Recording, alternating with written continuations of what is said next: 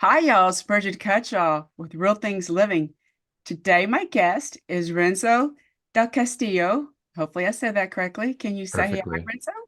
Hi. Thank you so much for having me on today, Bridget. I love your background, what you're doing. You are currently you live in Florida most of your life, is my understanding, and you love to travel. And I like that you're embracing that and that you believe that it's through art that we can connect and how you're finding the truth to moments. Can you kind of get into that, why you got into art? I'm assuming as a child, right? Yeah, I emigrated to the States when I was very young and we didn't have much money. As a matter of fact, I very clearly remember my parents telling my sister and I, "Oh, go ahead and have dinner. We already ate." Knowing it was a lie, but not understanding the context as to why. And that marked me in a way. So we didn't have much money to travel, we didn't have much money to do much, but my parents always inculcated learning, books, knowledge, art, my grandparents as well. So it was my way to travel. So I was drinking that up at an early age. And every book was another world that I didn't have access to except up here. And I think that our imagination, what we can imagine is defined by what we experience. It creates a baseline for us. So if we've never experienced something, like let's say another culture, we won't be able to imagine that. So I was very lucky that I was able to go through a lot of, I mean, libraries were free, right? Uh, Correct. so I was very lucky that I was able to be exposed to a lot of different writers and artists when I was very young, and that allowed me to move forward. And when it comes to the divinity of truth, I think we're all searching for truth in a way. But what we learn and what art allows us to understand is that truth is complex. It's complicated too. So, for example, you and I could have this conversation and leave it, and you'll have your memory of it, and I'll have my memory of it, and they're all valid, and they'll feel very real. And somewhere in between is what actually happened. And I think art allows us to understand that and accept that instead of having that black and white mindset. It made me think of the sentence, we process the information a little differently too, based on our Hmm. experiences, right? Yeah, we have That's different filters, right? right. Everything you've done has led you to here. That's not my experience.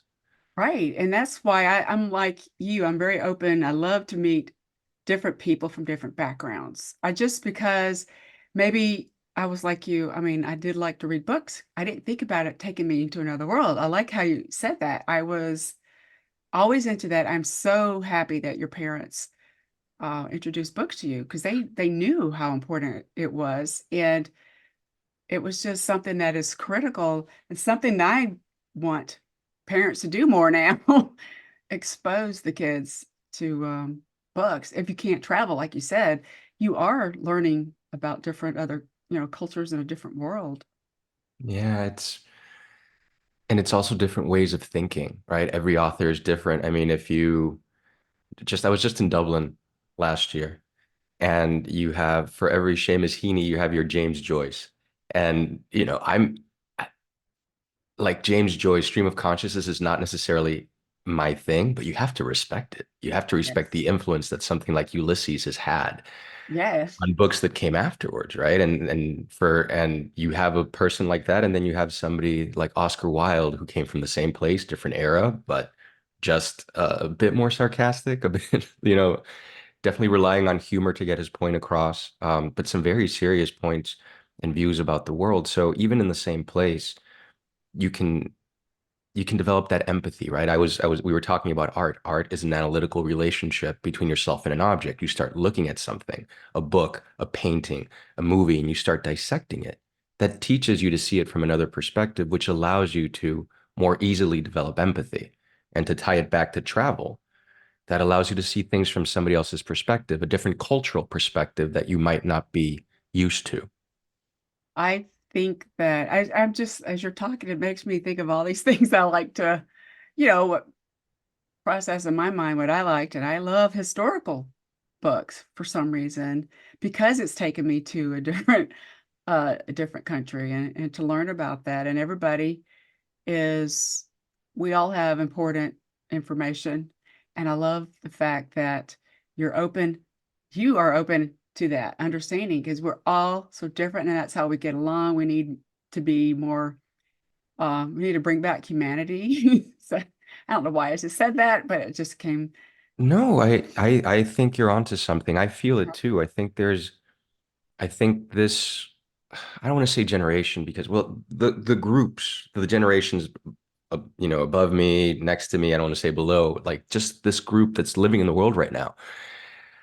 I felt living in Miami, I live in Miami, Florida, traveling around the world, I felt this sense of apathy and languishing. We're not necessarily extremely happy, we're not Right, necessarily extremely sad, and there's a problem with connecting to others.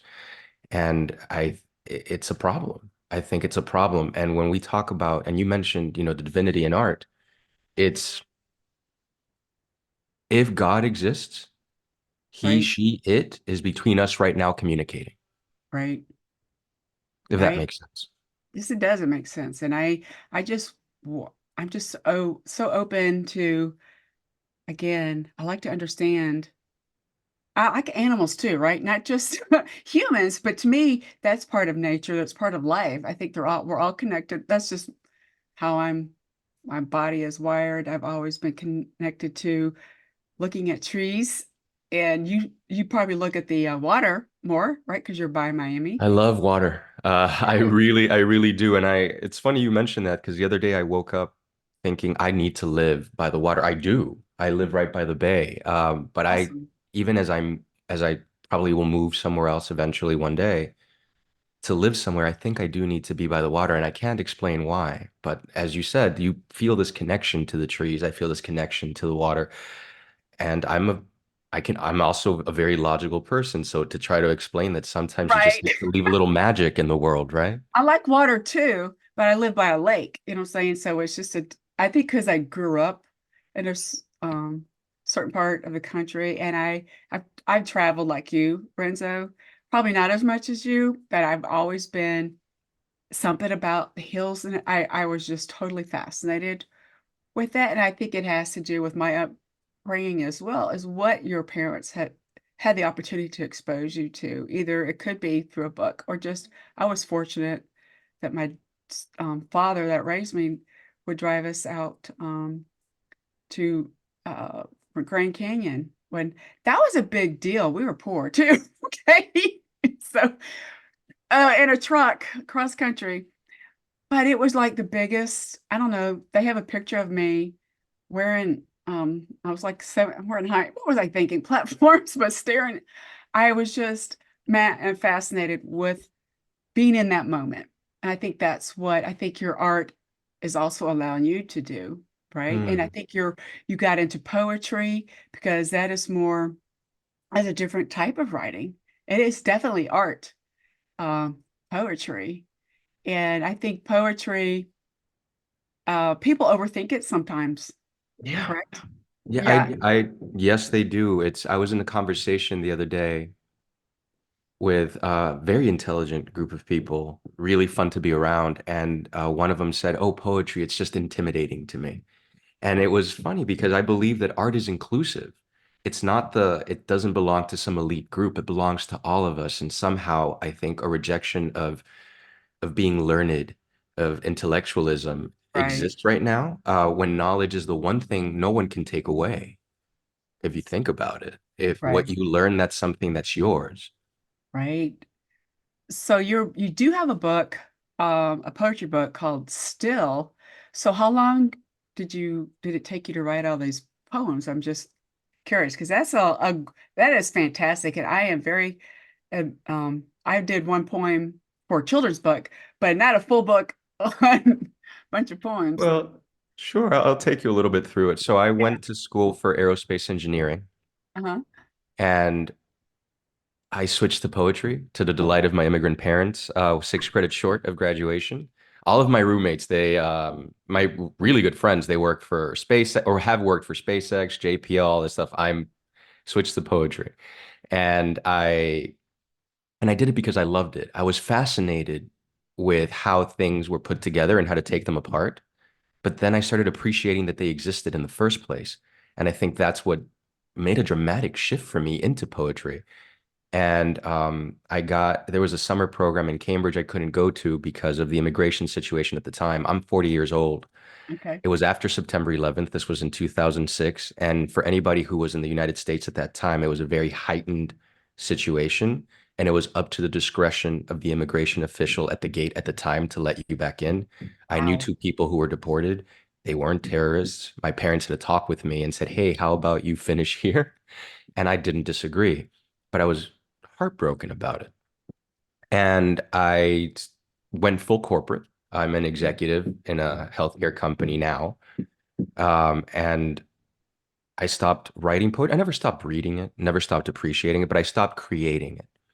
And my father passed away in 2021 from pancreatic cancer. And that's when I started writing again, and as a form of therapy to kind of process it. That's why the book is called Still. I realized that I was moving too fast to grieve. I was also in a situation and a point in my life when my father died, my best friend's mom died, my grandma died, my cousin who was my age died, my Wow. little cousin died, friends had died, my dog died, 14 years. I had a relationship that I thought was going to be marriage. It ended around that same time, and I was I thought life had stopped giving me things and started taking them away, which is not logical, right? But emotionally, it's how I felt until I realized that I'm made up of the pieces of all those people I named and more, of everyone I've ever loved who's ever loved me. They make up who I am, right? Like we were talking about how we bring our own individual experiences to our filter. The way I comb my hair is my grandfather. The half smile I have is my dad. Like think about the first time somebody offered you sushi.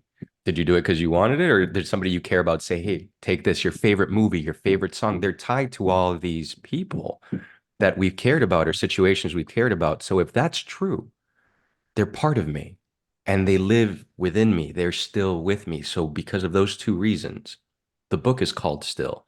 And just to take it back to photography for a second, which you started this question off with, Yeah. Sorry. the cover is a photograph of my family. As a matter of fact, I have it here. Okay. It's my family's portrait when we first came to the States. This was in Oh, Sears back in the 90s when everybody took this portrait. right. The reason that I have it and the reason that photographs are so important to me is they represent threshold spaces. There is a definite life before that picture, which was Peru. I'm Peruvian. We immigrated from Peru. And there's life after, which is the United States. And that picture memorialized that that threshold moment, that time of change. I love that. That is so beautiful. And I never really thought about all those people we've connected with. They make us who we are, right? That is why I like certain things and why I people they don't make fun of me, but they did. I like to run, and that's because I ran with my father. And it's because I'm an army brat, by the way. So am And I. My dad was in the military in Peru. right, I'm an army. My mother came to the U.S. because my father was an American. So it was just they taught me that. I never back in the day. I'm older than you, but I'm an older Gen Xer. How's that? But that was different for girls to be runners. But I think but I liked it, and I still I'm not a marathoner. I tried that. And I absolutely did not like that part. It to me, you need to enjoy it. And I think it's beautiful, the poetry. I think you wrote this and it helped you with the healing aspect. I didn't um I really do think that is beautiful to use the word still, by the way, because you're pausing, like reflecting on what how those people and oh, you mentioned the dog, because I am a big dog lover, and I think Mm, it goes back to my father who gave me a dog when I never saw him much because he was in Vietnam. I just never, I was born before Vietnam started, right around that right. time. But that was how I probably think when I see a dog, I think of as it's kind of weird. I should say that. My father, No. my dad gave this to me. That's kind of probably what I'm thinking. And did you have animals at all? I'm just other than that one Sure. dog or My dad actually didn't want us to have pets because when he was a kid in Peru, uh, like my grandma had a goat, but they were raising it to eat it, and he got oh yeah, it's enamored with different. it, and he treated it as a pet until one day he went to eat and he realized it was the goat, and he was Oh, traumatized, completely traumatized, right? But so we didn't. But then when I was in college, my parents got divorced and actually ended up together.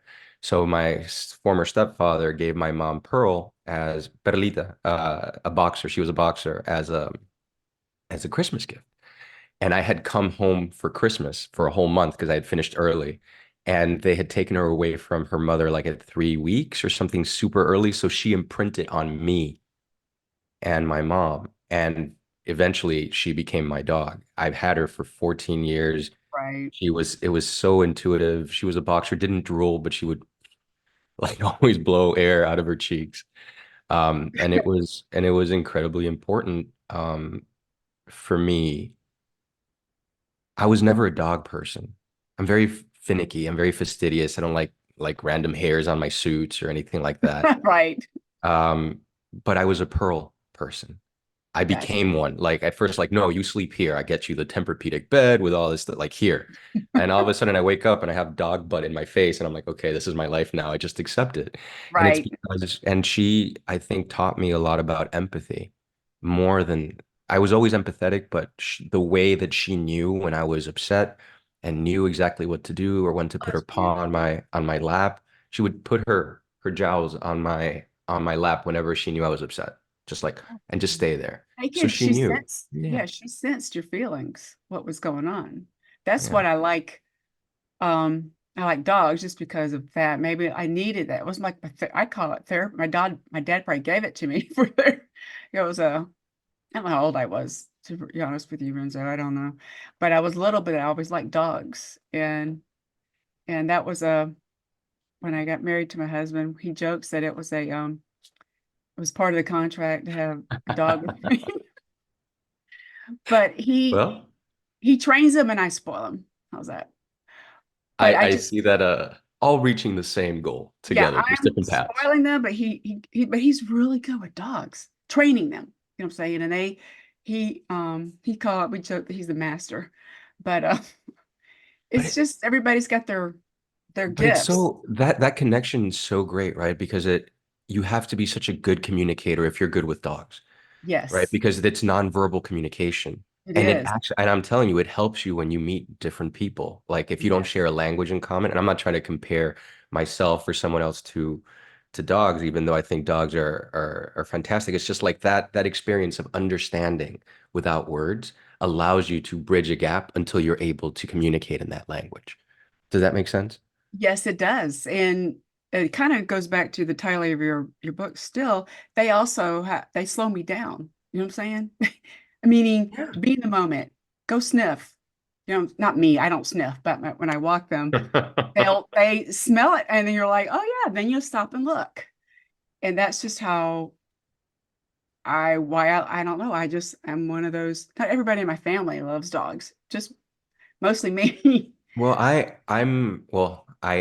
was a runner too, Okay. and running was a form of meditation for me as Yeah, well.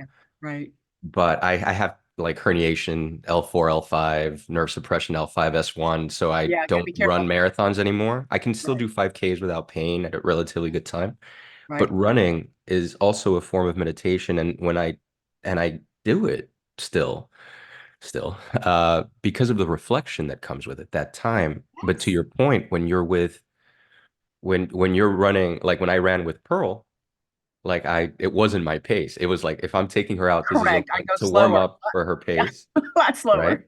Right. And but then I would take the time to look at the lake or look at the grass or see the street. And it's almost like when I go with my nephews, like I walk them around the neighborhood for, they're 9 and 6. And as they grew up, like when I walk them around the neighborhood for Christmas lights, just though it's beautiful to see the world through someone else's eyes. And I think Yes. to go back to the book, through poetry, through art, that's I another way to like do it. that.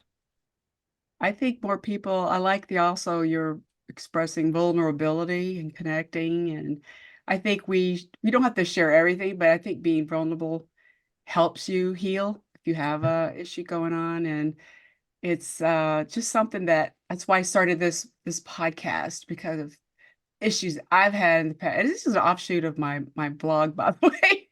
Right? I started blogging and then I turned into, I'm like, oh, someone's like, you should make up. So that's kind of what it was. It's about resilience. And that's what really what life is about. And you built your resilience, I think, from writing poetry. That's how, and you're being open to that. And traveling, like you mentioned, Yeah. literally traveling and then traveling through a book. Right? Yeah. I think it's important, right? I think aside from that lack of empathy that I think or that apathy in terms of being a citizen of the world right now, I think that we are very divided. The most we've been divided as a people since I've been alive. And Yes. and I think that comes from a lack of exposure to the arts. I believe that. It's because again, like having an analytical perspective allows you to question. So let's say you believe one thing and I believe another, and now because you don't believe what I believe, I just dismiss you as a person. Like, oh, you're Right. wrong. You are not somebody to get to know, instead of using that to talk about maybe dialectical realism or theory of montage, right? Thesis, antithesis, new synthesis. So you have the way to explain it is you have an image of a baby sleeping. The next image you see is of a dog barking. The last image you see is of a baby crying. They're not connected, not same background, but your Right. mind will create a narrative, a story that says the sleeping baby was awoken by the dog and was scared and is crying, Right. right? Right. So the only way we can create new meaning is together, right? Right. I know everything I'm gonna know. I will learn more things, but like I know everything I know. You know something different. And I think together we can find a new Oh, solution because yeah, that's kind of goes back to, yeah, bringing humanity. We need to do that. I think that's so critical, and I don't know why. I think one of the reasons why I don't like politics, sorry, is no because worries. I think it's built that way on purpose. It just seems to be more elevated than it was Mm, um when I was younger. I could be wrong, but it's this is why I don't know. I don't talk politics. It's because everybody's got a different perspective. I want to respect everybody, correct? And I yeah. want them to respect me. And I don't have a tendency, I try not to respond to stuff too. That to me, you got to pause. It's also No, of course. But again, just to go back to it, I think that if we're able to engage each other in dialogue and to see yes, something from somebody else's shoes, correct. You think you about it. Yeah. we can actually solve these problems together. There's so many complex issues going on in the world right now. So let's take one that's not overtly political, but still Yeah. political in nature and effect, like the change in climate, whether you believe in climate change or not. Last year was the hottest summer on record. That's Yes. documented. That Yeah. affects the size of her. I live in Miami, Florida. That affects the size of the hurricanes, right? However, we're going to solve this issue, I'm not going to do it by myself. But if we are able to engage in discourse with people that are knowledgeable about this, Yes. we can do it together, Right. And regardless being of where we respectful. stand. You need to be respectful. Hmm. Like you mentioned how hot it was last year. We went to Paris to visit my family. Yeah, It was the hottest temperature on record in Paris ever. And they don't have air conditioning there. I don't I know. mean, in Europe, as you know, they don't have it. So we were like sweating but I was like, holy cow. I was so thankful to get back into my air conditioning space. Yeah. But right, it's just, we're like, wow, how could this, I don't know how I can help, but I want to be more open to it. And I think that's why I like having conversations like this. I hope people learn something from this. And I'm just very into science too. I think because the dad that raised me after he got out of the military, became a science teacher. So There you I've go. always, right. So that's kind of why I probably became curious, right? And I think being curious is going to help you solve some problems or Yeah. look at options, right? And also remove the ego from it in the terms of being right. If you follow the scientific method, it's to disprove yourself. It's to Yes. disprove your thesis, right?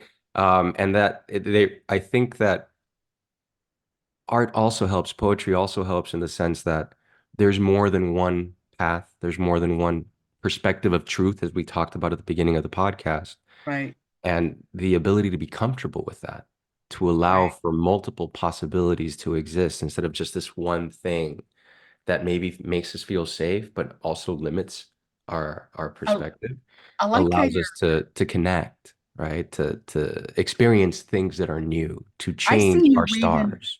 I see you weaving a little bit of science with art together. I see that's Oh how yeah. I love that because Yeah, definitely. you're definitely using both sides of your brain, right? Yeah, Is that the right word? Yeah. because it's me. So Uh, people have asked me like, are you like a VP or are you a poet or are you this? And I'm like, I'm Renzo. Like I'm all of these things. I apply all of these like the fundamental principles that we've just discussed superficially about art and connection, and I use those at my job to build teams and manage performance, right? Awesome. And successfully, if that makes sense, right? Like it's these principles of connection and discussion in the School of Athens scenario that we're discussing, where everybody can have a dialogue, applies to the business world. It really does. And it applies extremely well because it allows you to build connections, stronger teams, help your retention rates, um, and move forward. So yeah, I don't see a difference. Like I know people think this is a left brain thing and a right brain thing, but the brain is so complex that Yes. it's not really just on your left brain. Other areas of your brain light up, right? But again, that's just another example of us trying to make it simpler to understand. I think you have good leadership skills too because you're using both, I shouldn't say using both sides, but you're using your entire brain. I hope so. I'm trying, right? Right, you're I'm trying. trying. And I think that you're reflecting. And that's why I believe I love that you're applying that to the business aspect, your art experience and every experience we have in life. We should think about how we can apply it to every, all of our interactions with other people. And we're all different. That's what I believe is Mm. you're being Renzo. I like how you said that. And I am Bridget. And that's Right. how I've always, people have said to me too, that I'm a little different because I've always stood up and to try to do the right thing. That's what I always learned. I learned to do growing up, to do the right thing because there's so many different options when you have a problem. Mm. And to me, so you know what I'm saying? Depends on the Yeah. situation. Bridget, could I ask you a question? Sure. What role has art played in your life? Is there anything that comes to mind as we're having this discussion? Because you've Right, mentioned your right, father. Like I really have enjoyed getting to know you a little bit more. Like when you're right. like, yes, I am a product of this, this, and this. So what role has art played in your life? I think it's a lot more than I was that artistic kid. I was the one that liked to, I did draw, um, but not do poetry. I did draw. I love, my parents lived a camera around. I'd be taking pictures. I was so thankful when Polaroids came around and I like to write. I like to tell stories. That's Mm. just how I was, my brain worked. And I always, one of the funniest memories I have in school in first grade is remember you had to sit at tables probably to like color with Hmm. classmates, Yeah. and we were coloring a cow, and I got in trouble because my cow was purple. And I said, why can't a cow be purple? I was always one of the, I would stand up for myself why I did it. And I probably did it, Renzo, because black and brown wasn't available and I used purple, but it was pretty. And that's one of maybe subconsciously, I was standing up for I always stood up for myself. But the teacher shouldn't criticize a student for coloring a cow purple. But that was one of the memories I have. And then another one is I just enjoyed telling stories and writing, and I would read the encyclopedia. Hmm. I mean, that's art, Same. right? And right, my parents we were fortunate. They had encyclopedia and I would read it. People are like, you did that? I'm like, but I learned we didn't have the internet. I mean, my parents, that's what they spend money on. Yes, yes, Like the encyclopedias was just something that we had. So I would start in A and move forward and learn again. Like that was part of all the different worlds that we learned about. It's interesting how, and thank you so much for sharing that. I could picture little Bridget just telling somebody like this cow is perfect, you know? Why can't it be purple? Exactly. And look, I'm just like I'm wearing lavender. I just realized that and maybe that's like I said subconsciously. And I just think another reason I did encyclopedia stuff, I would to prove my brother wrong. I would go look it up. I had an older brother. I don't know if you were older or younger than your sister, but I was the older brother. I am the right. older So brother. your sister maybe did things like that to you too. Like I had to prove him wrong, and I say, look, this is what it says. And, I would do that kind of. Yeah, it's I funny. just, What No, I go don't know, ahead, please. I loved it. No, no, please go ahead. I'm sorry. I didn't Oh catch the no, last. I was one more thing I'll just share is yes about kid being artistic. I always was very detailed, Hmm, right? For certain, I don't know why. I was like, oh, this could be tweaked a little bit. I was always thinking of ways. I don't know why I was that way. And my uncle. I asked him when I was 5 years old when I visited in Paris. I remember getting spanked there, and like, why did I? I asked him last year, why did you spank me? And right? he said he just spent a lot of money putting wallpaper on the wall, and I found some crayons, and I went and colored it and tweaked. I said, "Oh, I'm so sorry." But see, Bridget thought, well, it needs to be improved a little bit. Probably thought it was boring. I don't know. That's just. But I was that little. I wasn't rebellious, but I Yeah. wanted things to make it a little bit better, and Uh, that was my input into the family's life. And maybe Bridget would never do it, but Brigitte would, well, and just Brigitte was the she little. totally would paint over I everything. was like, oh, this needs to be better, And No, I just I don't remember exactly why I got spanked, but I finally had to ask him, and I'm like, oh, you still spanked me over that? But he probably wasn't. It was a lot of money back then to put wallpaper on your walls, right? yeah, it's also, I don't know, it's different cultures too, right? Correct. I met when I was 33, I went to Paris, fell in love, met a girl, fell in love like immediately. We started like a 2 year relationship. And I was always a Francophile because I read The Count of Monte Cristo when I was very young. So Uh-huh. I became like obsessed with like Dumas and all of that stuff. So when I started a relationship with somebody she worked in Paris, lived in Nantes. Right. So by the Loire uh district, or I forgot what they call them there. It was important. She spoke English and French. I spoke English and Spanish and Italian and Portuguese, which I'm better at than I am French. But I remember really diving in because I wanted to understand her unfiltered, right? I wanted to understand her in her language. And the relationship ended around the time my dad passed away. But one of the poems in the book is in French. I wrote it in French. Oh, It's a beautiful. it's a to-do list. And maybe I was cheating a little bit because a to-do list lets me get away with like a very simplistic grammatic structure as opposed to what it could be Right. in another poem. But the reason I wrote that poem is I wanted to keep the promise I made to her, even though I never made it to her. Just I made it in my own head. And it's also like almost a tribute to all those years. I spent about 2 years, 6 months out of those 2 years I spent in France because my job allowed me to. Ah, So it's a country I love very dearly. Like I have a lot of love for getting up in the morning and going to get fresh bread, baguette traditionnelle, right? Like the traditional one, not the other right. one. Real Uh, bread. exactly. And just going and doing your grocery shopping in the mornings and cooking fresh and going by whatever body of water and grass there is and sitting down and hanging out with your friends at night in different bars and cafes. Like I love that aspect to it. And it was sort of my tribute to that because I wanted to document that existed for me. Does that make sense? It's a great memory too, Yeah. right? And It I helps. needed to do it in French. I have a translation of it in English as well, Oh, that's so but cool. but I needed to do it in French because of that, to be truer to the experience. Right. That is so true. And if I think French, I think I also learned German. I did it on I did some in high school. I learned German. My mom was so mad at me. But anyway, that's I'm a little, I guess I think it's so.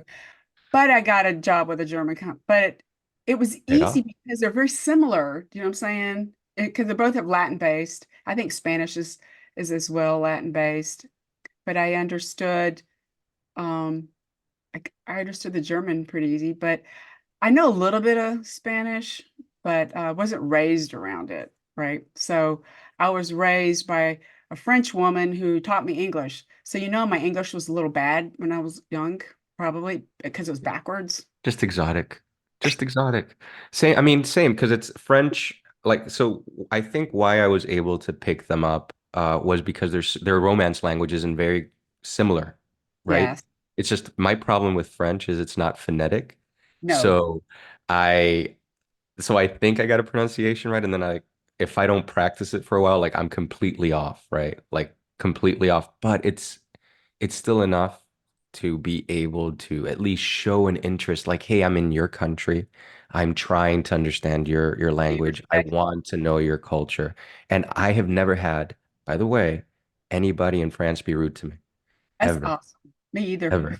Yeah, Except my and uncle's that's something my friends always said. Oh, were they rude? I'm like, no. They're always like, je m'appelle Renzo, j'habite en Miami, right? Like I'm from Miami. Like, oh, Miami, Pitbull, Don Johnson, trop cool, trop cool, right? So everybody's super. And then when they find out I'm from Peru, it was like, oh, tonton, Machu Picchu, oh, great.